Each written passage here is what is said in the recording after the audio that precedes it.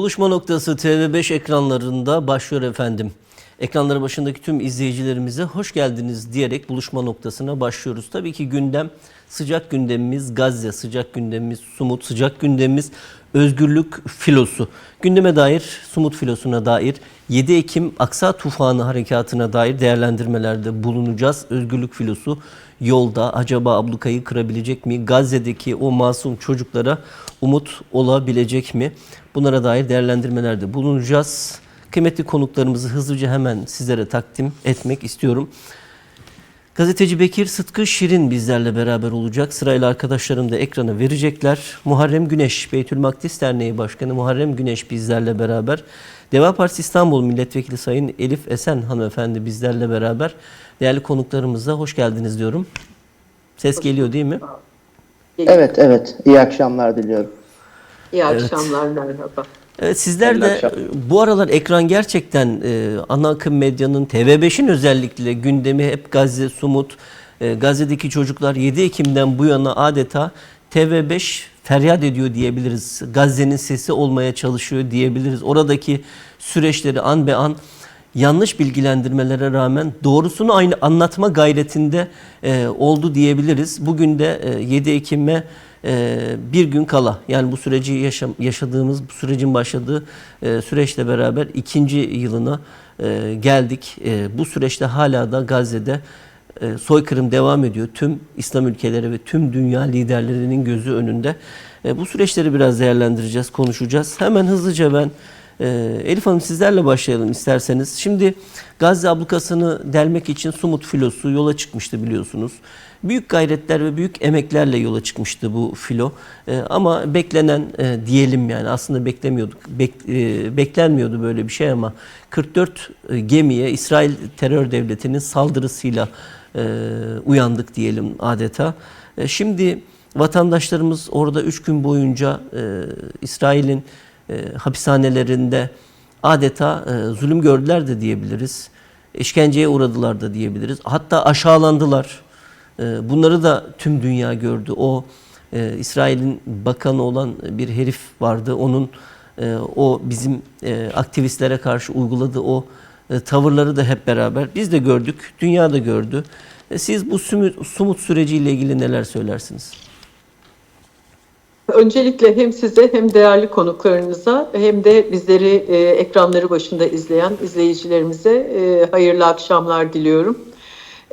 2 yıldır sizin de belirttiğiniz gibi aslında yüreğimizi yakan bir konu. Her ne kadar bizim ülkemizde yaşadığımız sorunlar, artık gün gün artan, derinleşen, yoksullukla derinleşen ihtiyaçlar olsa da bir tarafımızda, gönlümüz, kalbimizde Gazze'de her gün aldığımız acı haberlerle adeta yıkılıyoruz. Ölümler, ölümlerin ardından yerinden edilmeler, açlıkla sınanmalar, açlıktan ölen insanlar, keskin nişancıların, sniperların öldürdüğü çocuklar, kadınlar, hiçbir ayrım yapmadan, hatta daha özellikle de çocukları geride bırakmadan öldürmeye gayret eden canice bir soykırım, bir katliam var. Ve artık sadece bizlerin yüreğini yakmıyor bu. Yani bir din savaşı gibi değil, bir soykırım, o anlamda bir soykırımın çok daha ötesine geçti. Bütün dünyadan, farklı farklı ülkelerden, hatta ülkelerin yönetimleri duyarsız kalsa da sivil toplumdan insanların artık durun diye neredeyse haykırdığı bir boyuta vardı. Tabii çok büyük kayıplar var. Bu kayıplar bizlere söylenenin çok üstündedir. Bu mutlak. Sizin de yapmış olduğunuz yayınlar için sizleri kutluyorum. Allah razı olsun. Yani bu çok önemli bir dava, çok önemli bir konu. Hepimizin en yüksek dozda haykırarak sesimizi çıkarmamız lazım. Belki Türkiye olarak, belki değil, daha fazla ses çıkarmalıydık. Bir an önce, daha önce bu soykırımın, bu katliamın önlenebilmesi için daha keskin çözümler keşke üretebilseydik. Fakat bugün gelinen noktada evet, Sumut filosunu biz de takip ediyoruz. Yani yola çıktıkları zamandan itibaren hatta bizim arkadaşlarımız biliyorsunuz Yeni Yol grubunda Deva Partisi, Partim, Saadet Partisi ve Gelecek Partisi Yeni Yol grubu olarak beraber çalışıyoruz, işbirliği içinde çalışıyoruz. Daha yüksek bir sesle, gayretle yol alıyoruz. Geçtiğimiz hafta meclis açıldı 1 Ekim'de. Bizim öncelikli konumuz Gazze'ydi elbette. 3 arkadaşımız da özgürlük filosundalar. Ara ara konuşuyoruz kendileriyle, haberleşiyoruz. Allah'a emanet olsunlar bütün yolda olanlar. Fakat Sumut filosunda yol alanların haydut İsrail diyeyim ben. Haydutça çünkü orada gasp edildi gemilerimiz. Gemilere çıkıldı. İşkenceye maruz kaldılar. Zindanlara atıldılar. Bir kısmı dönebildi ama hala dönemeyenler var ve onlara bir anlaşmanın imzalatılmaya çalışıldığı ve bir kısım arkadaşlarımızın bunu imzalamadığı ve orada açlık eylemine girdiklerini de duyuyoruz. Artık sesler çok daha yüksek. Ben dün İspanya'da bir maçta Filistin için, Gazze için yükselen sesleri televizyondan izledim.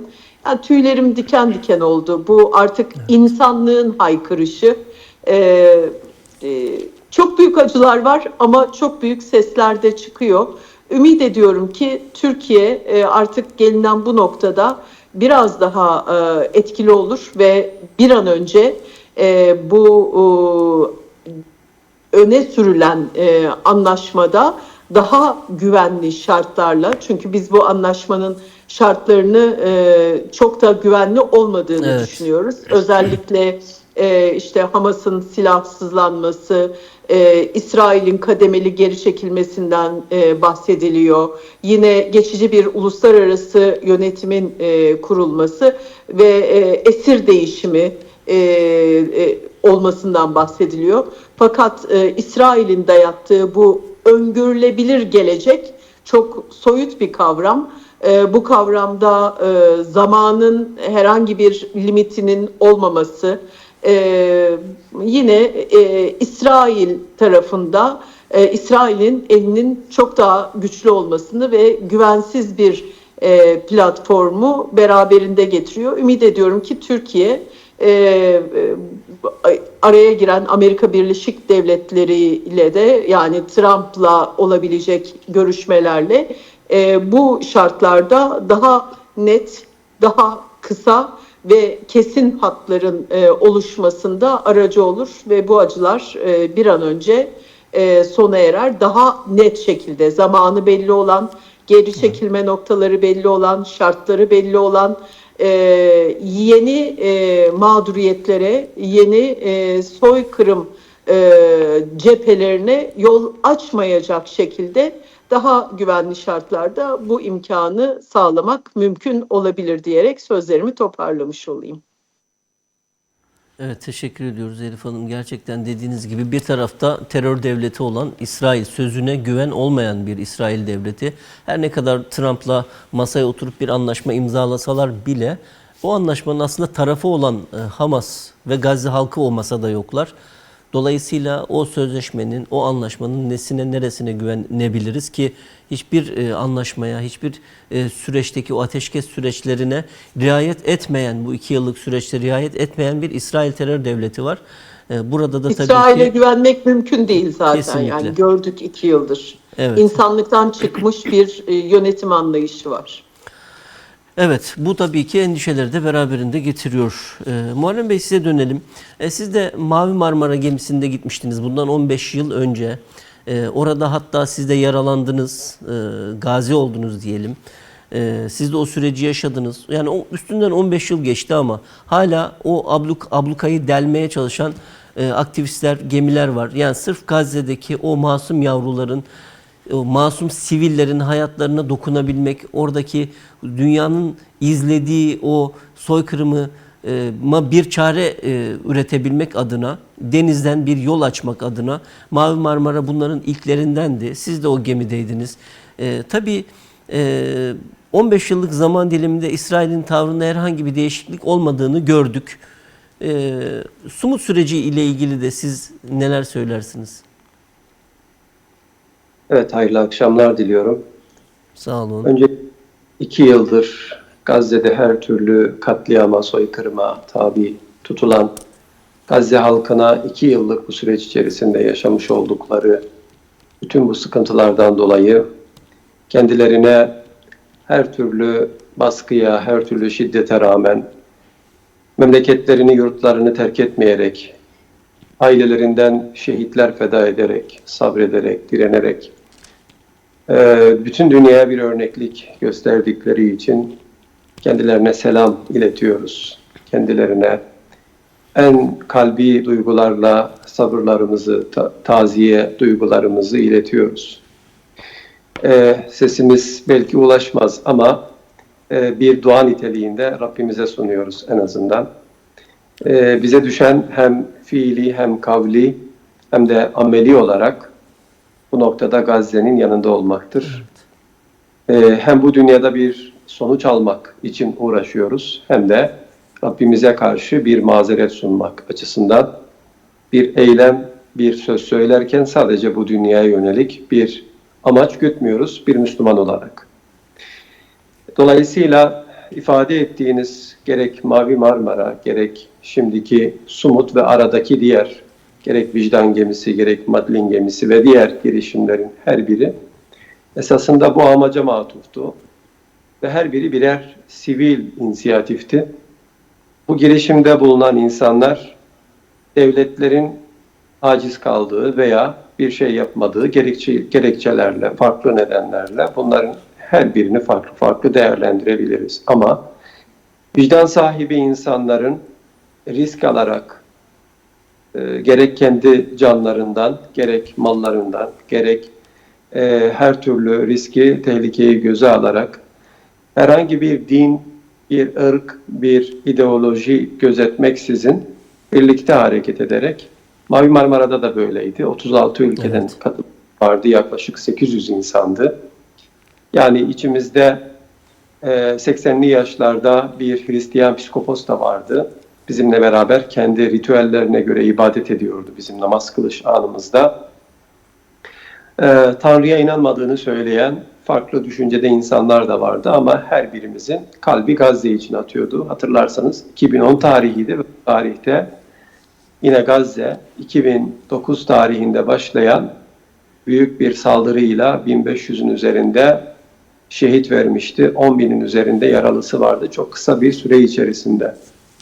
Bugün ise bütün dünyanın gözü önünde, ondan çok daha ileri, bütün uluslararası ceza mahkemelerinin, insan hakları örgütlerinin her birinin gerçekte soykırım olarak nitelediği ama kendi yazmış oldukları kanunların neticesinde bu soykırıma karşı duramadıkları bir süreç yaşıyoruz.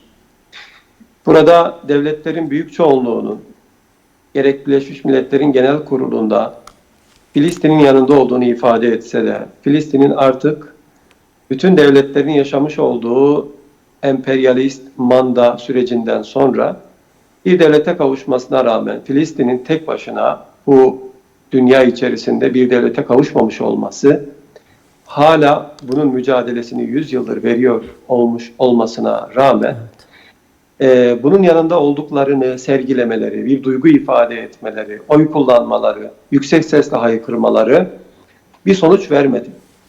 İslam ülkeleri de gerek soykırımın başladığı ilk aydan itibaren hep sürekli toplanarak bir takım kararlar aldılar ama o kararları ne bireysel olarak ne de toplu bir şekilde uygulayacak bir irade ortaya koyamadılar.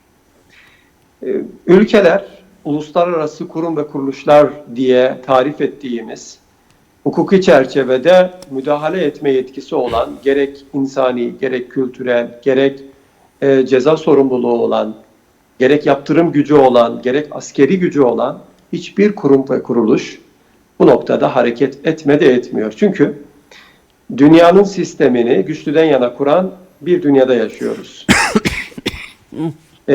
170 ülkenin evet dediği bir şeye sadece veto yetkisiyle bir ülkenin hayır demesi bütün sistemin çökebileceği, sonuç alınamayacağı bir noktaya gidebiliyor.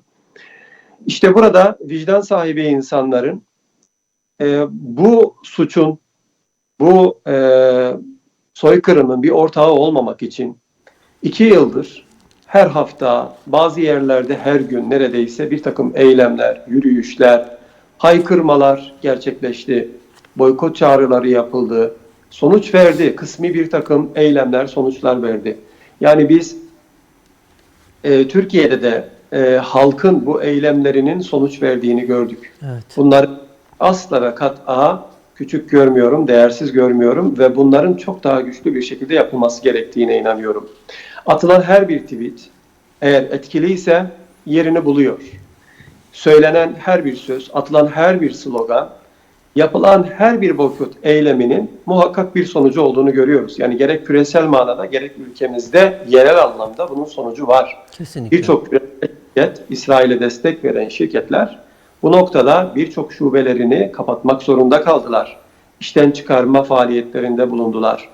Burada gerçekten sözü hakikat ve iş yapmak için, yani herhangi bir amaç gözetmeksizin bir sonuç almaya yönelik iş yapmak isteyen insanların da dile getirdikleri bir takım hakikatler oldu.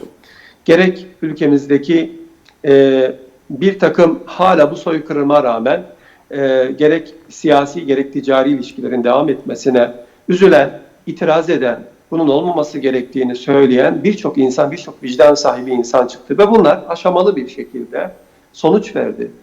Bugün de aynı şeyi görüyoruz. Yani bu bir başka aşamaya geçmektir. Her türlü imkanı kullanırsınız. Halk olarak sizin nihayetinde askeri gücünüz yok. Yapabilecekleriniz sınırlıdır. Siz konuşursunuz, siz elinizdeki kartları kullanırsınız. Sizler bu kartları bu ülkeyi yönetmekle, bu ülkede siyaset yapan parti mensupları başta olmak üzere daha öteki aşamada hükmetme yetkisini, yasama yetkisini elinde bulunduran, icra makamı olan kişilere yönelterek sonuç almaya çalışırsınız. Halk olarak sizin sorumluluğunuz budur. Esasında bunları yaptıktan sonra bir sonuç elde edemediğiniz zaman yapmanız gereken şey bunun ötesine geçmektir. İşte denizden bu ablukayı kırmaya yönelik olarak bu kadar büyük bir eylem, kolektif bir eylem gerçekten çok zordur. Ben Tunus'a da gittim. Evet. Biz kendimiz de bir yani gemide katkımız olsun diye bu konuda bir çalışma da yaptık. Ve Beytül Makdis Öncüleri Derneği'nden de üst düzey katılım da oldu.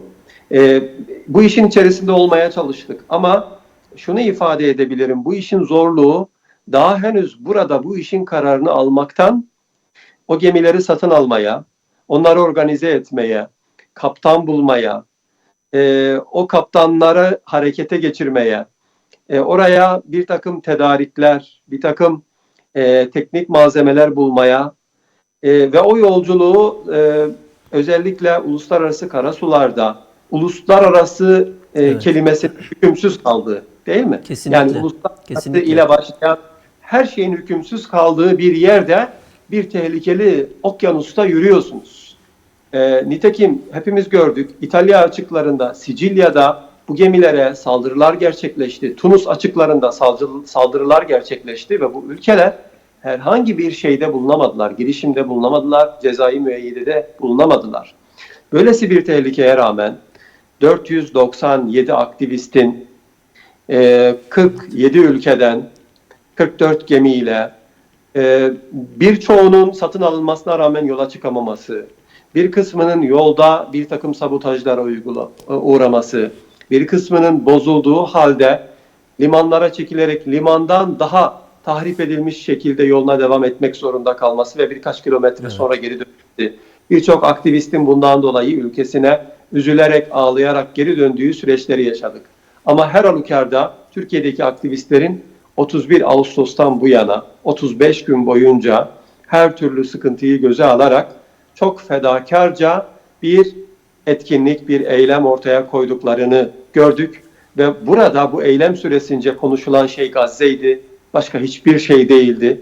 Orada biz ideolojimizi, orada biz belki birbirimize karşı daha anlayışlı olabilmek için hatta dini duygularımızı dahi bir baskı aracı kullanmadan, çok ön plana çıkarmadan, birbirimizi kucaklayarak, sadece Gazze dilini konuşarak, sadece Gazze'nin çocuklarına ulaşmak, oranın sahillerine salim bir şekilde ulaşabilmek için birçok şeyden feragat ederek, fedakarlık ederek, yani bu işin zorluğunun çok büyük olduğunu biliyorum. Ben kıyasladığınız için söyleyeyim. Mavi Marmara büyük bir gemi, bir yolcu gemisi olduğu için orada seyahat etmek bu teknelere göre çok kolay.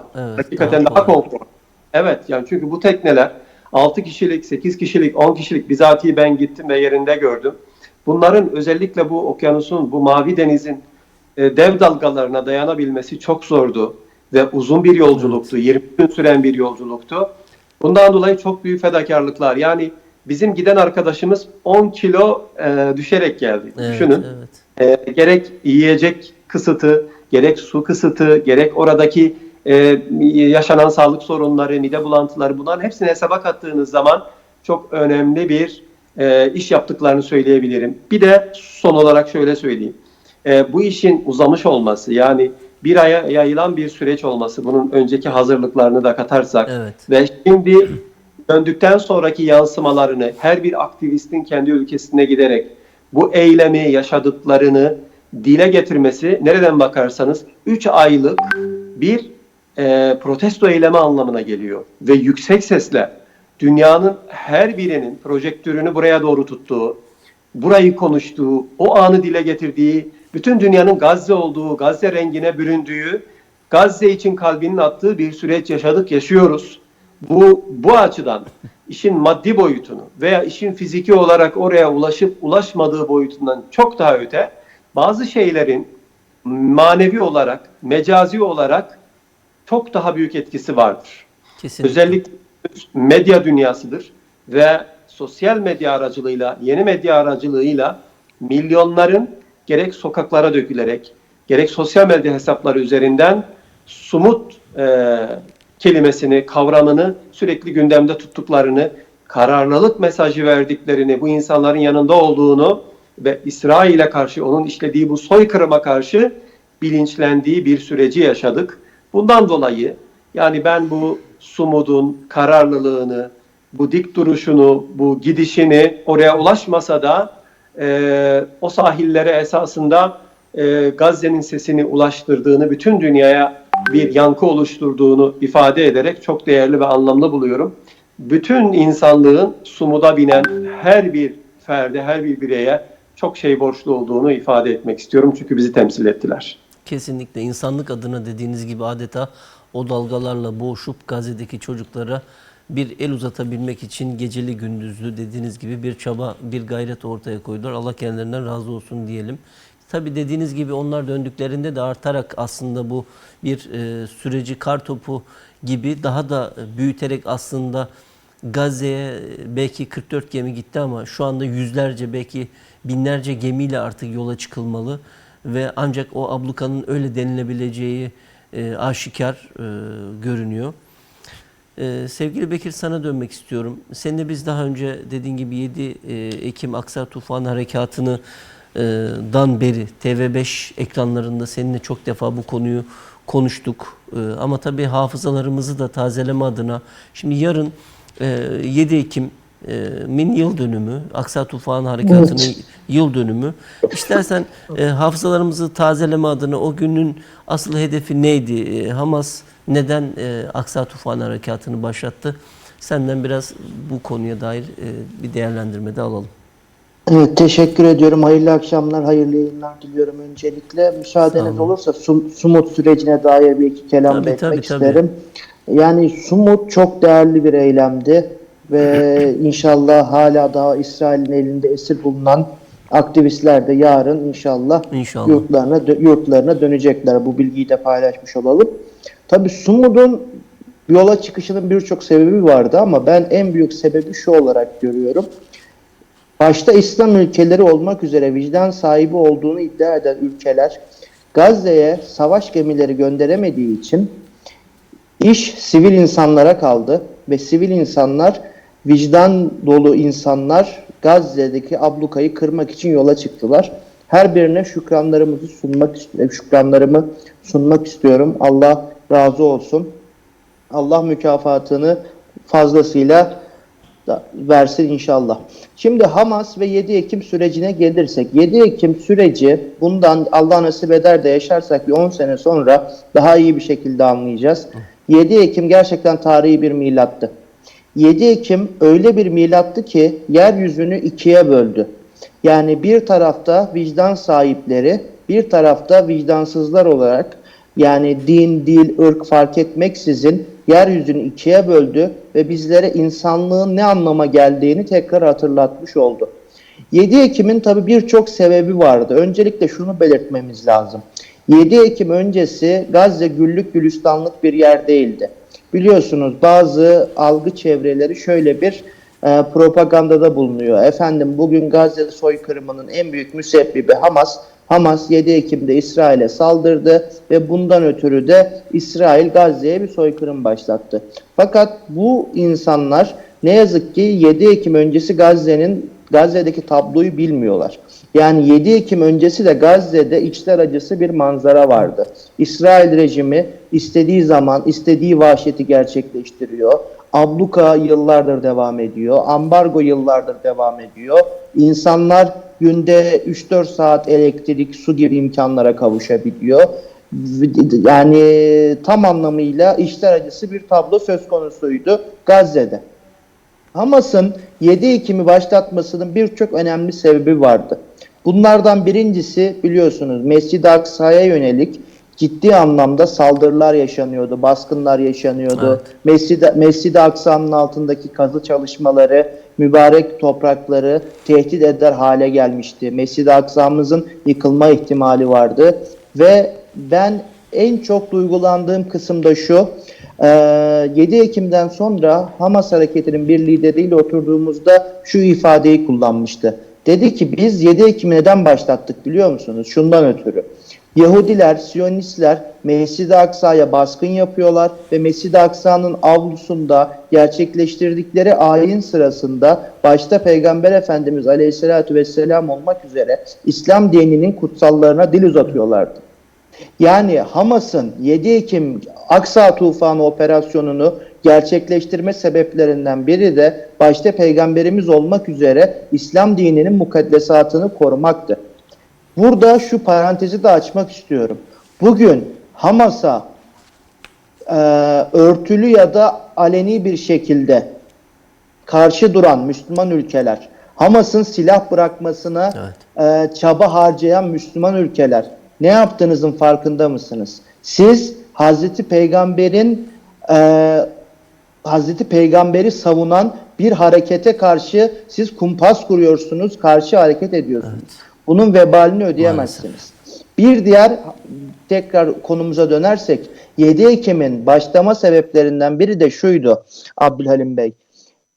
İsrail rejimi bölge ülkeleriyle ciddi anlamda bir normalleşme sürecine girmişti. Hatırlayacaksınız 7 Ekim'den kısa bir süre önce İsrail rejimi Cumhurbaşkanı Isaac Herzog dahi Ankara'da ağırlanır olmuştu. Ve 7 Ekim gerçekleşmeseydi İsrail rejimi Suudi Arabistan'la normalleşme sürecini başlatacaktı ve direnişin tasfiye edilmesi noktasında çok büyük bir adım atılacaktı. Hamas ve diğer direniş hareketleri 7 Ekim Aksa tufanını gerçekleştirerek küresel bir intifada diyorum ben buna. Çünkü tüm vicdan sahipleri ayağa kalktı. Bu küresel intifadayı başlatarak bu süreci de sekteye uğrattı. Ve son olarak İsrail rejimi Kudüs ve Batı Şeria'da ciddi anlamda demografik yatırımlar yapıyordu. Ve ciddi anlamda Kudüs'ün Yahudileştirilmesi noktasında adımlar atılıyordu. Hamas hareketi buna daha fazla müsaade edemezdi. Ve son olarak şu çok önemli bir nokta. Eğer ki Hamas hareketi 7 Ekim Aksa tufanını gerçekleştirmeseydi, ki o dönem hatırlayacaksınız İsrail rejiminin en faşist hükümeti kurulmuştu. İşte Ben-Gvir'ler, Smotrich'ler, Netanyahu'lar, ki Ben-Gvir ve Smotrich Netanyahu'dan daha da azılı Siyonistlerdir. Bu şahısların oluşturduğu bir kabine çerçevesinde İsrail rejimi Gazze'ye büyük bir saldırı hazırlığındaydı. Yani bu işi başlatan Hamas değildi. Ondan ötürü Hamas yakın tarihin, belki de ahir zamanın diyelim, en büyük direniş oluşumlarından biri, direniş fitilini ateşledi ve muazzam bir başarıyla İsrail rejimini şoka uğrattı ve 2 yıl geçti, 2 yıl geçti üzerinden. Yarın 2. yılı devireceğiz ve 2 yıldır direnen bir Gazze halkı var. 2 yıldır Hamas'a, Filistin direnişine sırtını dönmeyen bir Gazze halkı var. 2 yıldır vatanını terk etmeyen bir Gazze halkı var ve burası çok önemli. 2 yıldır sadece Netanyahu ile Trump'la değil, aynı zamanda İslam ülkelerinin aciz liderleriyle mücadele eden bir Gazze halkı var. Maalesef. Bu Gazze halkının eli de öpülür, ayağı da öpülür. Gazze halkı bugün, ilerleyen dakikalarda muhtemelen konuşacağız, Donald Trump'ın işte sözde barış planı çerçevesinde bir Gazze halkına bir kumpas kuruluyor. Ve Gazze halkı Allah'ın izniyle bu kumpası da atlatacaktır. İnşallah dediğiniz gibi 2 yıldır bir mücadele var ortada. Bu mücadeleyi tüm dünya görüyor. Aslında dünya ekseni de İsrail'in 7 Ekim sonrası İsrail'in öncesi ve sonrası artık olduğunu görüyor. Bu Sumut filosundan sonra da her ne kadar Mavi Marmara öncesi ve sonrası olduysa, Sumut filosu öncesi ve sonrası da ifade ettiğiniz konular ölçeğinde dünya insanlığını adeta uyandıracak, uyanışlarına vesile olacak bir dalga şeklinde büyüyeceğe benziyor. Umarım böyle olur ki hepimiz sosyal medya hesaplarımızda görüyoruz. Dünyanın birçok ülkesinde insanların sokaklarda eylemler yaptığını görüyoruz. Eylemlere şahit oluyoruz oralarda. Ne için? İnsanlık için. Ne için? Gazze'deki o masum yavrular için. Dini, dili, ırkı ne olursa olsun insanların bir araya geldiklerini görüyoruz. İnşallah halkların bu uyanışı liderleri de harekete geçirecektir ki İspanya'da da öyle oldu biliyorsunuz. Yani İspanya'da da liman işçilerinin grevleriyle orada askeri bir gemiyle Sumut filosuna destek verme süreci başlatıldı. İtalya'da. O süreç de önemliydi. İnşallah dediğimiz gibi halklar, bu dünya halkları, liderlerini uyandıracak diyelim. Oradaki soykırımı da durduracak diyelim. Yani şunu da eklemek isterim müsaadenizle. Şunu tahayyül edebilir miyim? Tabii. Şunu yani 2 sene önce tahayyül edebilir miydiniz? Madrid sokaklarında Ebu Ubeyde'nin posterleri dolaşıyor. Şili halkı Yahyasin var diye slogan atıyor. İngiltere sokaklarında gayrimüslimler tekbir getiriyor. Hamas bugün artık küresel bir oluşumdur. Filistin direnişi küresel bir harekettir ve Allah'ın izniyle zaferde yakındır. Kesinlikle gerçek terör olan grubun, yapının, devlet demek de istemiyoruz ama ne olduğunu gerçekten dünya görmüş oldu. Elif Hanım, size dönmek istiyorum. Kamuoyunda şu çok merak ediliyor. Sumut filosuna binemediler. Muharrem Bey'in de ifade ettiği gibi gemilerin belki orada sabotaja uğraması, sayıların azalması, gemilerin fiziki şartlarının yeterli olmaması gibi konular sebebiyle milletvekillerimiz, şimdi Necmettin Çalışkan Bey, Sema Silkin Ünal Hanımefendi, işte Mehmet Atmaca Bey şu an gemideler. Onlar da devam ediyorlar. Belki de çok yakın bir zaman diliminde de Gazze sularına, Gazze açıklarına gelecekler. Şimdi şöyle bir soru var. Hani kamuoyunda merak ediliyor. Bu gemide milletvekilleri var. Şimdi aynı şekilde İsrail'in saldırılarına uğrarsa uluslararası bir kriz yaşanır mı? Burada Türkiye'nin tavrı ne olur? Çünkü kendi vekilleri, kendi milletvekilleri var. Siz de meclistesiniz. Hiç bu konuyla ilgili bir masada oturup toplantı yapılıp bir aksiyon planı oluşturuldu mu? Şimdi şöyle, bu konu zaten 2 yıldır bizim gündemimizde. Sık sık kürsü konuşmalarımızda da ifade ediyoruz. Özellikle ben çocuk alanını çok çalıştığım için partimde de Aile ve Sosyal Hizmetler Bakanlığı'nı takip eden milletvekiliyim. Evet. Ama mecliste de Çocuk Hareketi adı altında çocuk partiler üstü olması gereken bir kavramdır. ve ülkemizde çocukların bu kadar derin sorun ve ihtiyaçları varsa biz hangi parti olursa olsun iktidar ya da muhalefet çocukların bu ihtiyaçları ve sorunları için bir arada hareket etmeliyiz. Eğer gerekiyorsa kanun yapımında da hep birlikte hareket etmeliyiz dedik. Geçtiğimiz ilkbahardaydı biz bir basın toplantısı düzenledik Türkiye Büyük Millet Meclisi'nde. 5 ayrı partiden yanılmıyorsam 9 milletvekili vardı diye hatırlıyorum. Bakın bu Türkiye Büyük Millet Meclisi'nde öyle sık görülen bir şey değildir. Evet. Belki de çok sayılıdır. Biz Gazze'deki çocuklar için, Gazze'deki kadınlar için ve Gazze'de bu soykırımın, bu acının dinmesi için birlikte bir basın toplantısı düzenledik. Tabii ki sık sık konuşuyoruz ama artık bugün dünyada toplumsal vicdanın kanadığı, tavan yaptığı, o duygunun tavan yaptığı bir dönemi yaşıyoruz. İnsanlar din, dil, ırk gibi kavramları bir kenara bırakıyorlar. Bir yanda bakıyorsunuz farklı dinlerden temsilcilerin, sadece bizim ülkemizden milletvekilleri değil, farklı ülkelerden siyasi temsilcilerin de olduğunu duyuyorum filolarda. Bir yanda da bakıyorsunuz sol ya da sağ diye ideolojik ayrımların da olmadığını bu konuda görüyorsunuz. Aslında bugün konuştuğumuz şeyin artık ne kadar bir barış düzlemi olduğu söylense de bu Amerika'nın itelemesiyle ama İsrail'e olan bu güvensizliğimizle aslında bir statüko planı olma riskini de taşıdığını hepimiz görüyoruz. Çünkü 2 yıldır çok acımasız bir planı sürdürüyor İsrail ve Amerika'nın da yeni yönetimiyle, Trump'ın söylemleriyle çok da güvenilir bir tablo çizmediğini hep beraber gözlemliyoruz. Evet. Burada Filistin'in egemenliği, barış vesaireden çok aslında İsrail'in güvenliğinin merkeze alındığını daha çok hissediyoruz. Yani aslında o geçmiş okumalarımız bize bu güvensizliği veriyor. Bir yandan da baktığımızda aslında soykırım uygulayan faşistlerin bu tür benzer zeminlerde, tarihsel okumalarda yol aldıklarına da tanıklık ediyoruz. Yani böyle bir tarihsel kötü referans da var.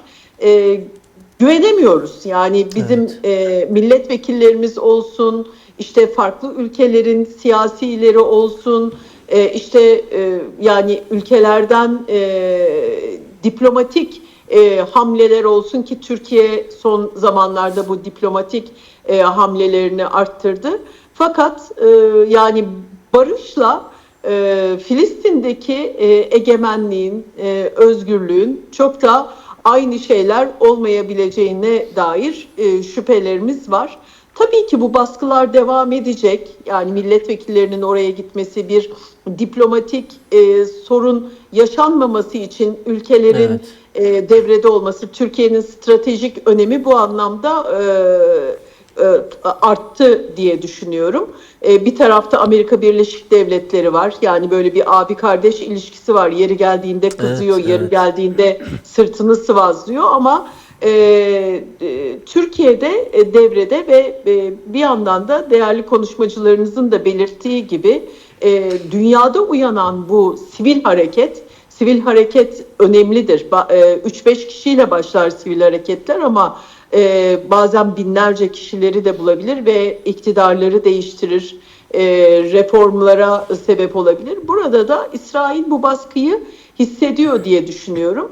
Türkiye'nin buradaki rolü de bu planın gerçekleşmesi için işte bu sivil hareketi de zemin olarak kabul edip gerçekten biraz daha dozunu arttırarak İsrail yetkilileri üzerinde bir baskı unsuru oluşturabilmek ve Filistin'de gerçek barışı ama egemenlik zemininde, özgürlük zemininde ve güvenli şartlarda süresi belli olan, çekilme sınırları belli olan, eğer bir uluslararası yönetim tarzı olacaksa eşit hak ve kontrolün olduğu bir zemini Türkiye'nin dış diplomasideki iyi becerileriyle, iyi anabileceğimiz becerileriyle orada yönlendirebilmesini gerçekten gönülden umut ediyorum. Artık bu acı son bulmalı. Evet. İnşallah dediğiniz gibi aslında Türkiye arabulucu bir görev üstleniyor bu noktada. Ama tabii ki karşıda söz dinlemeyen bir terör devleti var. Kendisi hakkında tutuklama kararı bulunmasına rağmen, Uluslararası Ceza Mahkemesi'nin hakkında verdiği kararlara rağmen çok rahat bir şekilde Birleşmiş Milletler'e gidip konuşma yapabilen bir İsrail'den bahsediyoruz.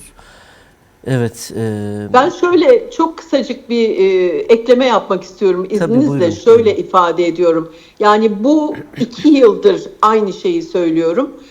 Pandora'nın kutusu diye bir kavram vardır. Evet, yani evet. bütün kötülüklerin içinde dolu olduğu ama insanlığın o barış ruhuyla, dünyadaki barış ruhuyla, evrensel değerlerle, ahlaki değerlerle, işte Birleşmiş Milletler denilen böyle bir mit vardı Evet. falan. Her şeyin alt üst olduğu, o Pandora'nın kutusunun açıldığı ve kötülüklerin dışarıya sızdığı bir döneme geçti gibi dünya bu evreyle. Bu kötülüklerin başı burada İsrail tabii ama şunu gördük, yani gerçekten bambaşka bir dönem. O Birleşmiş Milletler'in o kriterlerine bütün dünya çok güvenirdi. İşte bir şey yapıldığında yani Evet. dünyanın kınaması vesaire denirdi. Şimdi bütün her şey alt üst oldu. Bambaşka dengeler yeniden kuruluyor gibi. Daha kötüye gitmesi için bütün dünyanın aslında belki de bu duyarlılığın artmasının arkasında da bunun sadece İsrail ve Gazze ile sınırlı kalmayacağı, bölgeye ve dünyaya da sıçrama potansiyelinin olması da bir arka planda yatıyor diye düşünüyorum. Tabii kesinlikle artık bunu zaten gizlemiyorlar, saklamıyorlardı aslında. Bunu açıkça da ifade ediyorlar. Yani tehdit eder hale geldiler. Bu özgüveni tabii ki Müslümanların sessizliğinden aldılar bir yandan da. Zaten 7 Ekim başladığı günden itibaren İslam ülkesi liderlerine koltuklarınızda oturmak istiyorsanız sesinizi kesin diye üst perdeden açıklamada bulunmuştu Netanyahu. Ve dediği gibi de oldu. İslam ülkesi liderleri ses çıkaramadılar. Bugün de bunun sonuçlarını yaşıyoruz aslında baktığımızda. Muharrem Bey size dönelim. Şimdi adına barış planı diyorlar ama bir yandan da biliyoruz İsrail'in askeri mühimmatları Amerika'dan gönderiliyor. Her türlü milyonlarca dolarlık, milyarlarca dolarlık diyelim silahlar, mühimmatlar bir yandan. Geçenlerde ben de sosyal medyada gördüm. O Gazze'de dolaşan çocuklar evin içerisindeki yıkılmış o evin içerisinde bir mühimmat buluyorlar. Üstündeki işareti gösteriyor. USA yani ABD'den geldiğini gösteriyor. Bir yandan silah gönderen ABD'den bahsederken Trump'ın Netanyahu ile bir araya gelip barış planından bahsetmesi. Tabii bunlar tezat şeyler ama bunu nasıl yorumlarsınız? Tabii Gazze direkt İsrail ile savaşmıyor. Bunun karar alıcısı, onlayıcısı ve askeri anlamda da arkasında her türlü desteği veren, siyasi anlamda da uluslararası mecrada veto hakkını kullanarak, yani savaşın durması için Güvenlik Konseyi defalarca toplandı. Birçok ülke bir takım önerilerde bulundular, planlar, taslaklar sundular. Bağımsız gözlemcilerin gidip yerinde kontroller yapması, bütün bu önerilerin hepsine Amerika'nın vetosu bir çizgi çekti ve bütün çalışmalar boşa çıktı.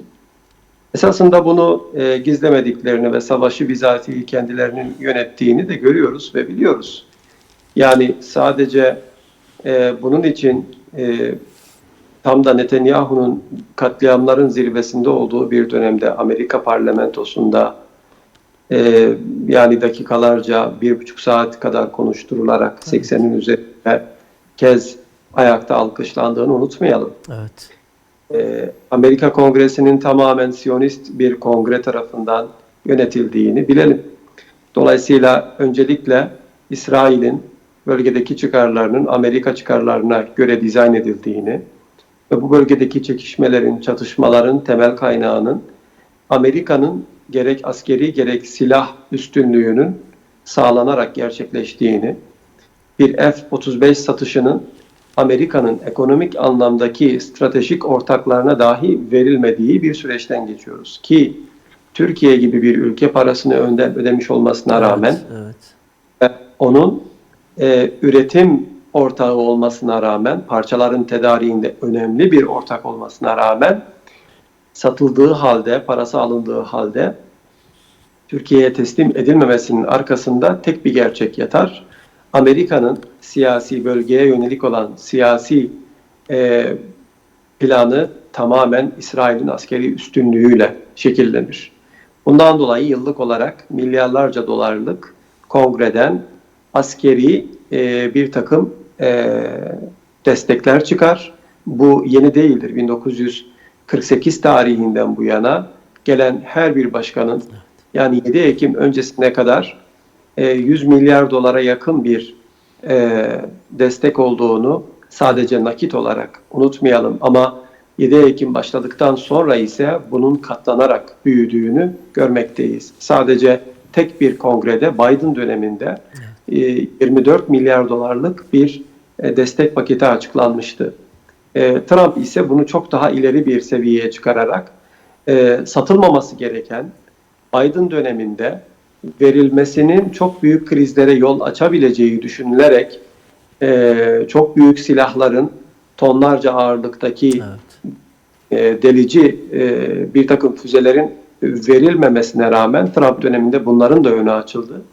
Ve bu süre zarfında bildiğiniz gibi gerek Lübnan'da gerek Gazze'deki önemli şahsiyetlerin suikastinde bu tür silahlar kullanıldı. Daha sonra İran'da da bu silahlar Amerika'nın desteğiyle kullanıldı. Şimdi bölgeyi şöyle dikkate aldığınız zaman yani çok ciddi çelişkiler olduğunu ve bu çelişkilerin tek bir şeye, tek bir amaca matuf olarak şekillendirildiğini görmek çok da uzak bir ihtimal değil. Şimdi düşünün ki bir yandan masada barış antlaşması gibi bir şey konuşulurken öte yandan gerek Kıbrıs gerek Katar'ın Udeyd havalimanına, ki bu hava üssü Amerika'nın bölgedeki en büyük askeri ve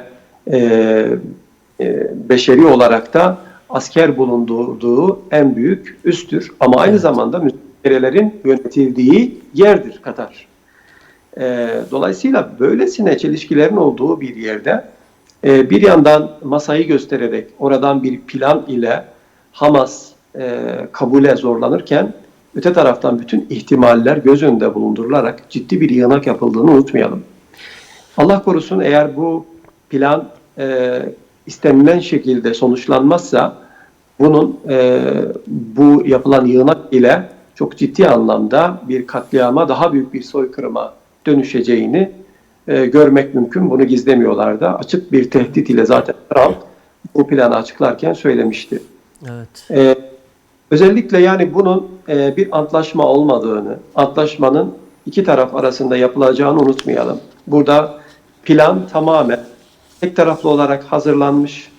Esasında 8 İslam ülkesinin bu plana dahil edilerek manipülatif bir şekilde bu plana ortak oldukları, planı kabul ettikleri 21 maddeden oluşan bir taslağın bütün taraflarca herkesin işin fon boyutuyla, askeri boyutuyla, arabuluculuk boyutuyla ve müzakereleri sürdürecek boyutuyla bir tarafında duracağı ve kabul edeceği şeklinde Trump tarafından kamuoyuna deklare edilse de esasında o toplantıdan kısa bir süre sonra çağrılan Netanyahu ve Trump'ın damadı olan Jared Kushner ve aynı zamanda özel temsilcisi olan Steve Witkoff tarafından ortak bir toplantıyla Siyonist İsrail'in tamamen şekillendirdiği ve 20 maddeye düşürülen bir taslak olarak karşımıza çıktı.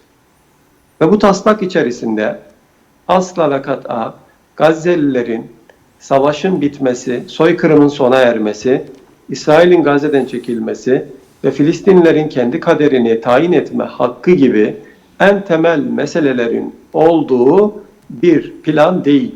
Evet. Aksi İsraillilerin çıkarına hizmet edecek, İsrail'in gerek bizatihi kendisinin böyle olmasa bile bölgedeki bir takım kukla rejimler veya askeri bunlar üzerinden Gazze'yi yine yönetebileceği bir süreç olarak karşımıza çıktı.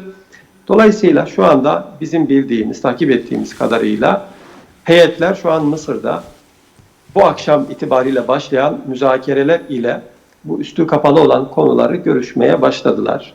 İçerisinde Türkiye'nin, Mısır'ın önemli rol aldığı ve Hamas'ın sunduğu bu planın son taslağının şekillenmesinde ciddi katkılarının olduğunu bildiğimiz bir süreçte hatırlatmamız gereken en önemli şey, burada bir katkıda bulundularsa en önemli çekince olan özellikle 5 tane madde var.